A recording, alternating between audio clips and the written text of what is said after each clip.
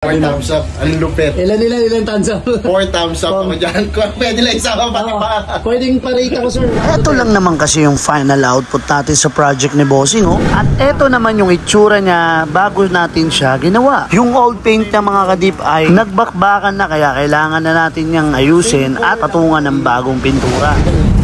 So ayun guys, nandito si sir. Pangalan ni sir? King po. King. Tagasan si sir? Cavite, pero Iloilo na ako. Galing yung unit sa Iloilo. So dumayo pa sa atin dito si sir. So ito yung ano ng kaha niya. Ayan. Itsura ng kaha niya. So pumutok na yung pintura niya. Ayan, nagka-crack na siya. So same color lang po ba? Same color. So para alam nila kung ano yung mangyayari dito, bakit mo pina-repaint. Repainted na rin to, itong parts na to. Ayan. May mga i-repair tayong konti. So sir, kami nang bahala rito. Maraming salamat sa pagdayo. Baka may gusto yung shoutout? Okay. Wala naman.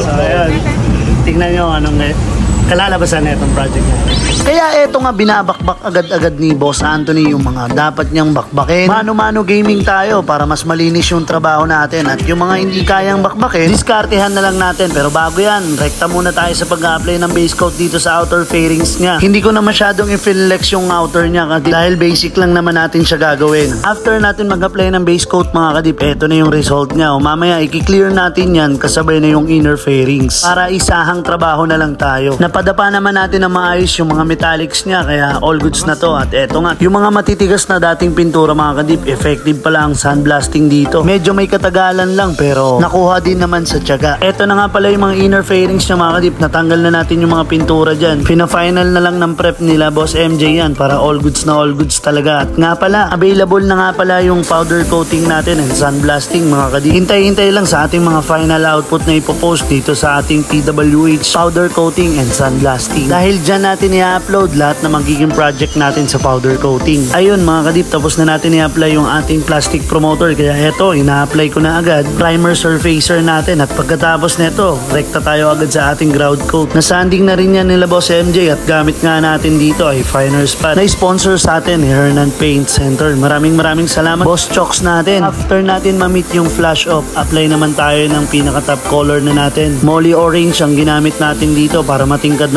siya at madali siyang tumakip. Next step, apply naman natin yung ating mica yellow para ma-achieve natin yung golden orange, or kapag natatamaan siya ng araw or ilaw, meron siyang gold na lalabas or yellow na glitters. Pagkatapos niyan, syempre, kailangan natin yan i-clear coat ng high solid na Nippon Paint. Maraming salamat Nippon Paints, dahil sa inyo sobrang solid lahat ng project na nilalabas namin, lalo na kay Sir Omar. Maraming salamat po. Syempre, hindi matatapos tong project na to kung hindi natin i-interviewin si Bossing. Nakita nyo na yung unit niya uli. Oo. From tagasan si Bossing uli? Cavite, pero yung unit sa Iloilo pa, no? So ayun Bossing, tapos na yung project natin. Ano masasabi 4 mo? thumbs up. Ang lupit. Ilan thumbs up? 4 thumbs up ako dyan. Pwede lang isama pati pa. Pwedeng pa-rate ako sir, 1 to 10. Ilan? 10. Baka 11 pa nga. Maraming salamat sir. At ingat kayo sa biyahe. At sana may send mo sa akin yung pag nakakabit na ito kasi hahanapin ng mga ano natin yan ng mga basher natin. Makintang pa sa oil ng mukha mo. Sir, maraming salamat. Ingat po. Salamat din.